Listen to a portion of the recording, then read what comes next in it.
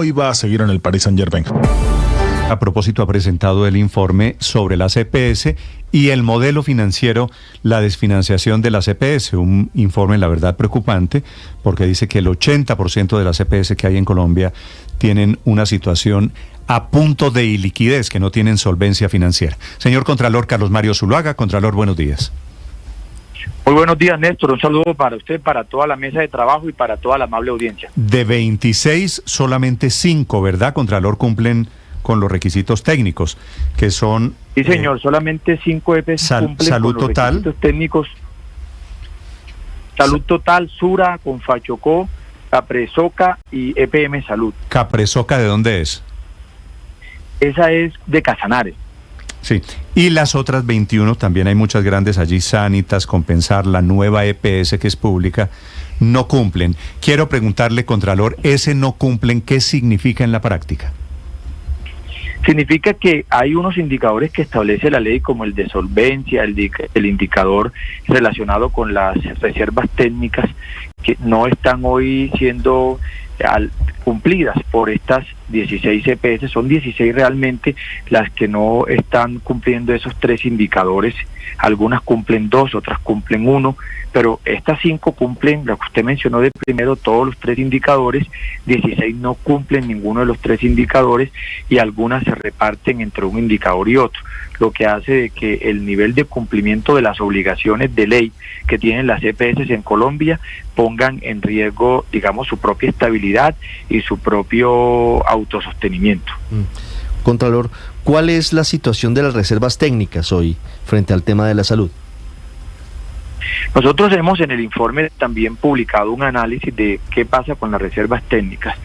Los recursos que ha girado el Estado por relación a este concepto de reservas técnicas establece que a la fecha las reservas técnicas debían estar constituidas por todas las EPS por un valor de 13.7 billones de pesos y solo están respaldados 1.3 billones de pesos. ¿En qué deben constituir las reservas técnicas las EPS? En bonos de deuda pública, en títulos a la vista de alta liquidez y otros. ¿Eso qué significa? Que deben hacer esas reservas para tener la garantía de atender a los pacientes que tiene y por supuesto de generar liquidez y de generar ingresos que le permitan al sistema. ¿Y de quién es, Contralor? Pero ¿de quién es la culpa de que no cumplan con las reservas técnicas? Pues de quien recibe los recursos. Las EPS son las que reciben los recursos y son las que deberían hacer. Unas sí lo hacen, otras no. Ya las explicaciones de por qué no las hacen las han venido dando las EPS, pero fragantemente hay un incumplimiento de uno de los requisitos y obligaciones que tienen las EPS en el marco de ese acuerdo de prestación de servicio que tienen con el Estado colombiano. ¿Pero no es del girador? ¿No es que se está quedando la plata por el camino? No, aquí hay 2 tipos de discusiones sobre la financiación del sistema. El Estado gira unos recursos por UPC a las EPS y por esa UPC girada ellas deben constituir unas reservas técnicas, algunas la hacen, otras no. Es una obligación de las EPS, tanto que la ley de manera expresa dice que es uno de los requisitos y una de las obligaciones directas que tienen las EPS. Y hay otra discusión que es la de los presupuestos máximos, donde hasta la misma Corte reconoció y le otorgó a la Contraloría la responsabilidad de seguir verificando eso, y ahí hemos consolidado una deuda que tiene el Estado con el sistema de salud por el orden de los 3 billones de pesos, pero por presupuestos máximos.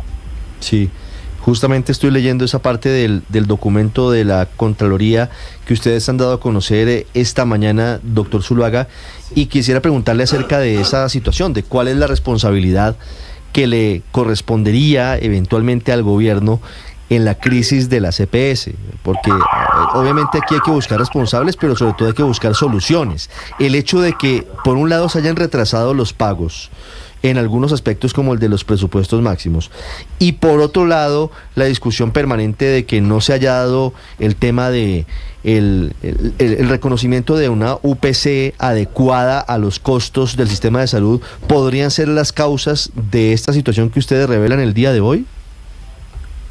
Hay una discusión que ha sido histórica y es si la plata que se gira por la salud alcanza o no, pero yo le puedo poner un ejemplo. El gobierno, el Estado colombiano ha pagado siempre los recursos de UPC. De hecho, el actual gobierno tiene al día los pagos por UPC, tiene unas deudas por presupuestos máximos, que es donde se financian enfermedades de alto costo o enfermedades huérfanas. Pero las EPS son eficientes para unos asuntos y quizás para otros no.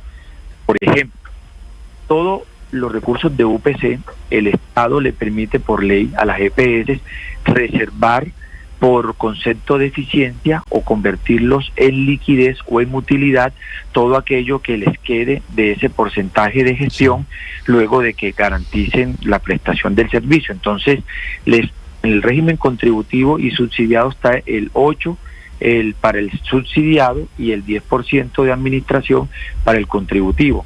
Y las EPS se gastan, por ejemplo, nueva EPS se gasta el 1.83 en gastos de administración de un 8% que recibe. ¿Qué significa? Que de los recursos que ella recibe, 6.2 de administración se le convierten en utilidad. Es decir, es eficiente administrando unos recursos que le permite directamente el Estado convertirlos en utilidades. ¿En utilidades para qué? Para repartirlos en los socios, en utilidades para hacer nuevas clínicas, comprar más tecnología, prestarle su mismo servicio al sistema y convertirlos de manera eficiente en parte de sus activos. Pero cuando el Estado le ordena administrar los recursos de la UPC y le establece, por ejemplo, por ley, destinar o constituir las reservas técnicas, las EPS no la hacen. ¿Qué hacen en la mayoría? Por ejemplo, de esos 13 billones de pesos que debían constituir en reservas técnicas, solamente constituyeron 1.3. El resto que hicieron, giraron, por ejemplo, 6 billones de pesos en anticipos a las IPS. ¿Qué significa y qué diferencia hay entre utilizar los recursos para convertirlos en anticipos a las IPS y no constituir reservas técnicas? Que le está pagando directamente a una IPS sin que se haya generado una cuenta de cobro o un gasto, y le está dando la plata, y en vez de constituirlas en reservas, porque las reservas que le generan mayores ingresos, es que cuando usted constituye un bono de deuda pública o constituye títulos a la vista de alta liquidez, que está diciendo, yo esta plata, que son billones de pesos, los pongo a producir y hago que los recursos se incrementen más. Entonces, esa mala práctica, que aunque no es ilegal, hace que se desfinancie el propio sistema de salud y la plata se vuelva menos eficiente para al momento de ir a resolver un problema. La conclusión de ese informe, que es muy técnico, es que la Contraloría le da la razón al gobierno nacional, al presidente Petro, en cuanto a la necesidad de que se haga una reforma a la salud porque las EPS están quebrando el sistema, que es la tesis del gobierno. No, yo quiero dejar esto claro por si en la historia toca recordar esta entrevista, decirle, nosotros aquí no estamos reconociéndole que alguien o no tiene la razón, estamos publicando un informe con unas cifras que son reales, a las que les podemos someter todo el rigor de revisión posible. Esta información la constituimos con propios Contralor, datos entregados por las pero EPS. este informe alrededor de las reservas técnicas, de la falta de plata en las reservas técnicas, yo se lo he escuchado a la Contraloría desde hace muchos años. Usted lo vuelve a publicar ahora en vísperas de que se debata la reforma a la salud. Así que la conclusión de Ricardo, la pregunta de Ricardo parece inevitable. Si esto no es darle combustible al gobierno para sacar adelante su eliminación de las EPS.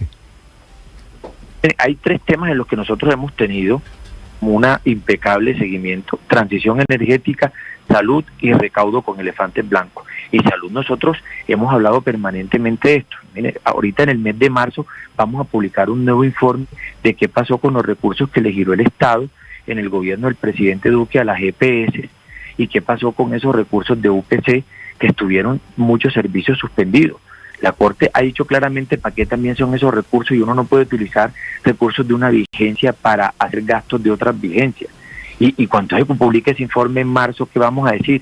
No sé en qué estado va a estar la reforma o el debate en el Congreso, pero lo vamos a publicar. En noviembre publicamos un informe y dijimos, en marzo publicamos otro, en febrero uno y en marzo otro. O sea, ¿qué hacemos? Guardamos los informes para que esto no parezca que es intervención en algo. Aquí hay unas cifras reales, lo que hay que cuestionar es esas cifras.